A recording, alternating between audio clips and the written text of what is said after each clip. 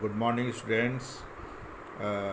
आज हम लोग बायोटिक फैक्टर्स के बारे में हम लोग पढ़ेंगे।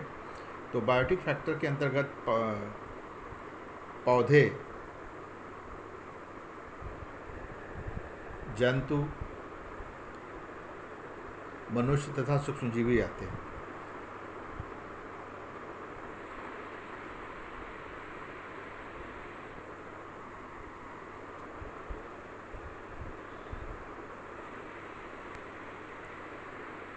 बायोटिक फैक्टर को 3 भागों में डिवाइड किया गया है।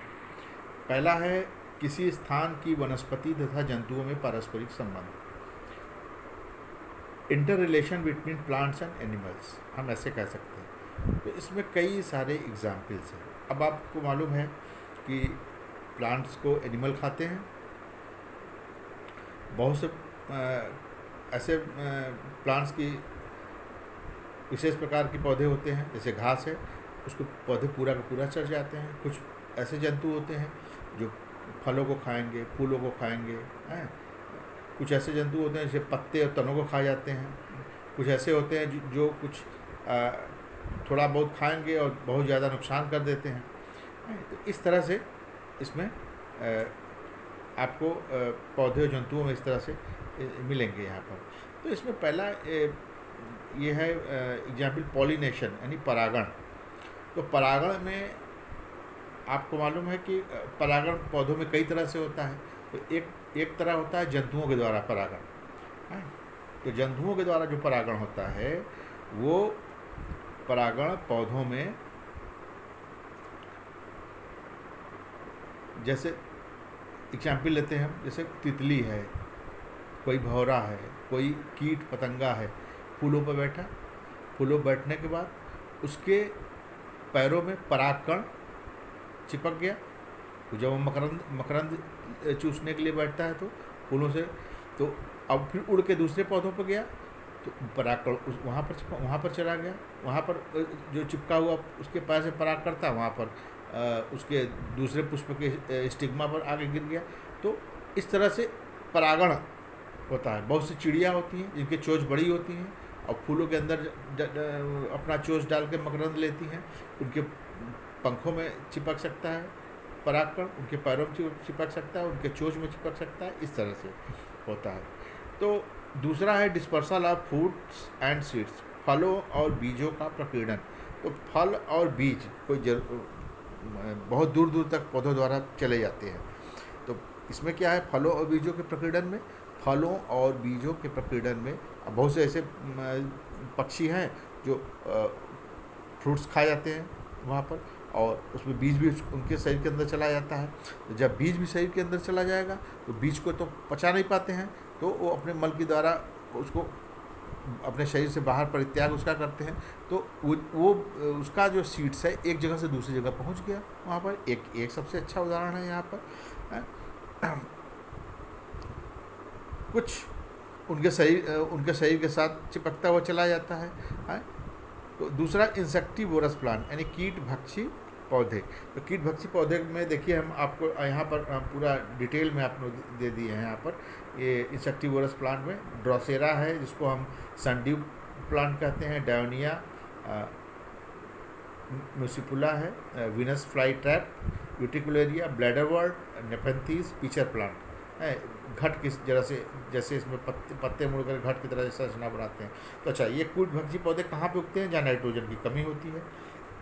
इन पौधों के कुछ अंगों में छोटे छोटे कीट पकड़ने के लिए विशेष प्रकार की रचनाएं होती हैं और विशेष प्रकार के एंजाइम कीटों के स्वांगीकरण में ये सहायक होते हैं। दूसरा है inter relation between different plant, किसी स्थान पर उगने वाले पौधों में पारस्परिक संबंध। अब देखिए, इसमें यहाँ पर क्या है, पौधों के पारस्परिक संबंधों के विशेष उदाहरण कंठलता, अधिपादप, ये पैरासाइट, सेप्रोफाइट्स, ये है इसके अंदर। अब इसके बारे में हम लोग डिटेल में डिस्कस करेंगे। तो किसी क्षेत्र में एक जाति के पौधों में पोषण, सूर्य के प्रकाश, जल में स्पर्धा होती है, उनमें कंपटीशन होता है। इसे अंतर्जातीय स्पर्धा या इंटर स्पेसिफिक कंपटीशन कहते हैं। अब दूसरा देखिए यहाँ पर, अब इसको हम एक वन बाय वन, पहला इसमें सबसे पहला उदाहरण है कंठलता। एक प्लांट होता है कंठलता, ये काष्ठीय आरोही पौधे होते हैं। सूर्य के का प्रकाश प्राप्त करने के लिए वृक्षों के स्तंभ के सहारे ये ऊपर चढ़ते हैं, केवल सूर्य का प्रकाश प्राप्त करने के लिए। दूसरा है अधिपादप। अधिपादप में क्या आते हैं? अधिपादप में वे पौधे आते हैं जो पौधों के तने और शाखाओं, ये पौधों के ये दूसरे पौधों के तने और शाखाओं पर उगते हैं, लेकिन इनसे भोजन नहीं लेते हैं। इनका पृथ्वी से कोई संबंध नहीं होता है और न ही दूसरे पेड़ से अपना भोजन लेते हैं। ये अपना भोजन स्वयं बनाते हैं, जैसे आर्किड है, मास है, फर्न है। अच्छा, लेकिन लेते कैसे हैं? न जो अधिपादप होते हैं इपीफाइट, ये जल व खनिज का अवशोषण, जो वृक्ष होता है, बड़े बड़े वृक्ष, उनके छाल देखिए फटे होते हैं और उनके छालों के बीच में मिट्टी हो जाती है, भरी होती है। अब उसी से ये अपना खनिज और जल का भरपाई करते हैं। अधिपादप आर्किड में विशेष प्रकार के वेलामिन उत्तक पाया जाता है, जो वायुमंडल में मौजूद मॉइस्चर होता है, जो आर्द्रता होती है, नमी होती है, उसको अवशोषित करते हैं। एक प्रश्न भी आता है, अक्सर पूछा जाता है कि उस पौधे का नाम बताइए जो वायुमंडल से आर्द्रता को अवशोषित करता है, या उस पौधे का नाम बताइए और वो किस उत्तक के द्वारा वायुमंडल में उपस्थित आर्द्रता को अवशोषित करता है। तो आर्किड इसका प्लांट का नाम हुआ और ये वेलामेन उस उत्तक उसमें पाया जाता है। यह भी पूछा जा सकता है कि वेलामेन नाम उत्तक किस पौधे में पाया जाता है, तो आपको बताना पड़ेगा आर्किड में पाया जाता है। दूसरा परजीवी। परजीवी ये वे जीव हैं जो दूसरे जीवों की सतह या उनके शरीर के बाहर या उसके शरीर के अंदर लेकर अपना पोषण करते हैं और वृद्धि करते हैं। दो तरह के होते हैं परजीवी, पूर्ण परजीवी और पहला पूर्ण परजीवी के बारे में देखते हैं, टोटल पैरासाइट, होलो पैरासाइट या ऑब्लिगेट पैरासाइट। अच्छा, कुछ पौधों में प्रकाश संश्लेषी वर्णक नहीं पाया जाता है, ये अपना भोजन बनाने में असमर्थ होते हैं। तो परजीवी पौधे अपना भोजन दूसरे पौधों के ऊपर डिपेंड करके प्राप्त करते हैं, और दूसरा पौधा जिस पर डिपेंड रहते हैं उसे पोषक पौधा कहा जाएगा। तो पूर्ण स्तंभ परजीवी क्या है? Total steam parasite. इस पौधों में तने से चूसक मूल निकलकर, एक चूसक मूल यानी चूसने के लिए एक विशेष अंग, चूसक मूल निकलकर पोषक के तने के जाइलम और फ्लोएम में प्रवेश करते हैं और भोजन व खनिज, लवण आदि प्राप्त करते हैं। इसका सबसे अच्छा उदाहरण है कस्कुटा, अमरबेल उसे बोलते, इसको डोडर प्लांट के नाम से भी जाना जाता है। तो इसके बाद है आपका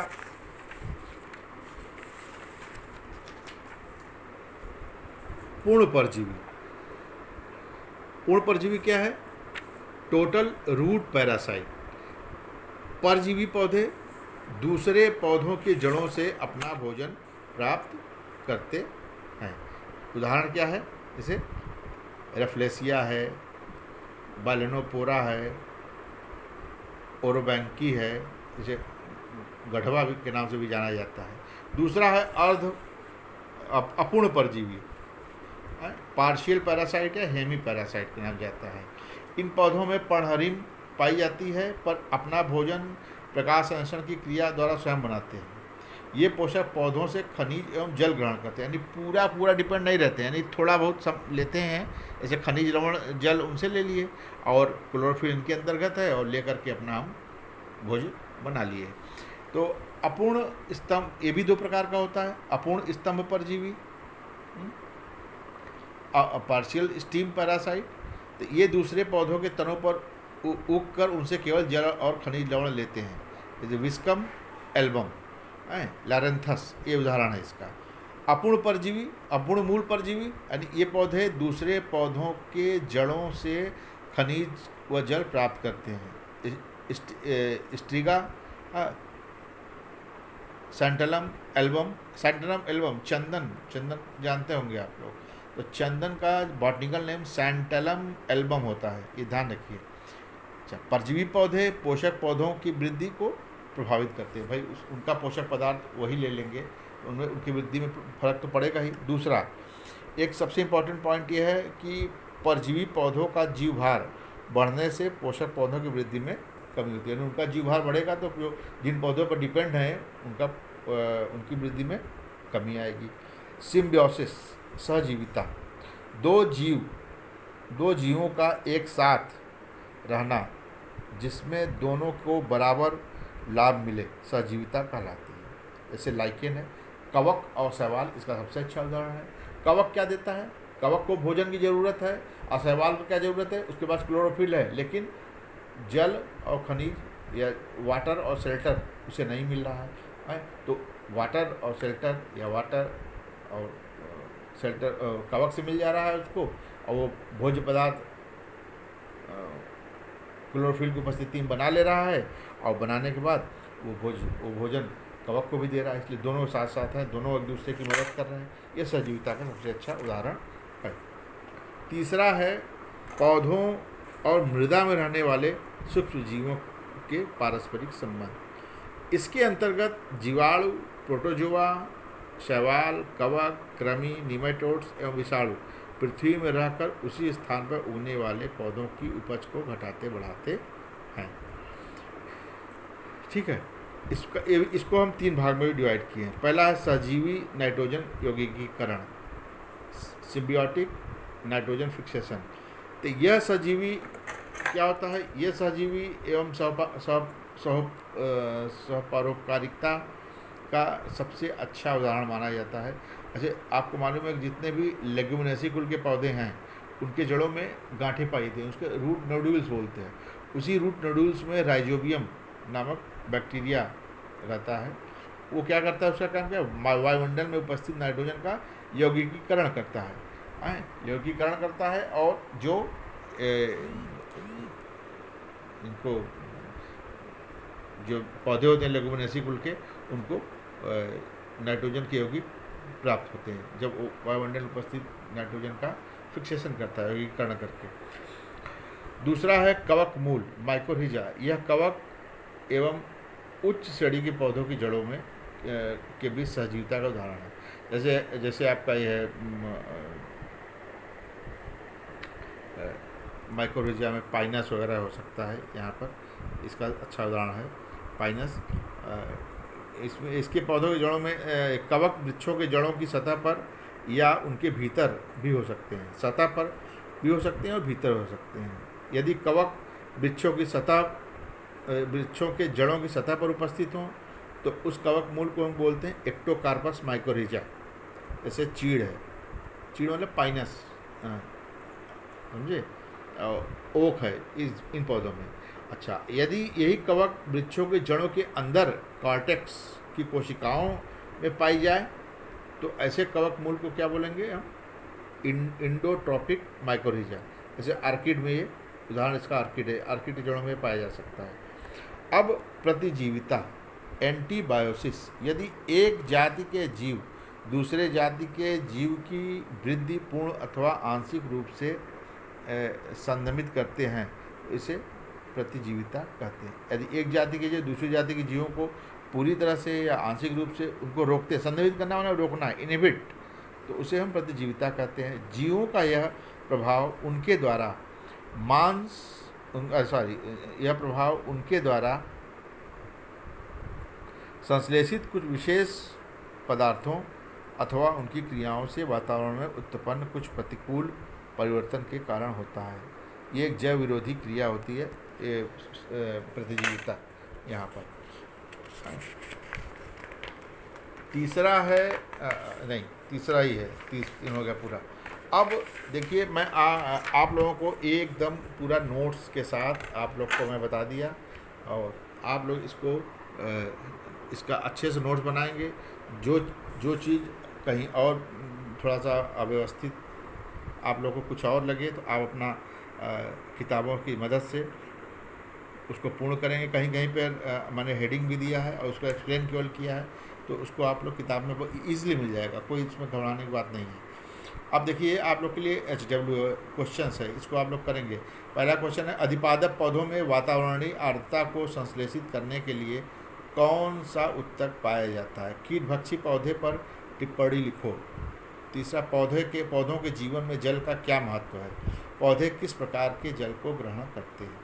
ठीक है, तो इस तरह से ये होमवर्क है वहाँ आप लोग के लिए। ठीक है, देन आज के लिए बस इतना। आगे का टॉपिक अच्छा जो नेक्स्ट चैप्टर हम लोग हो जाएगा, एक चैप्टर ख़त्म हो चुका है, नेक्स्ट अगले आगे टॉपिक पारितंत्र हम लोग नेक्स्ट डे पढ़ेंगे। Thank you very much. Good day to all of you.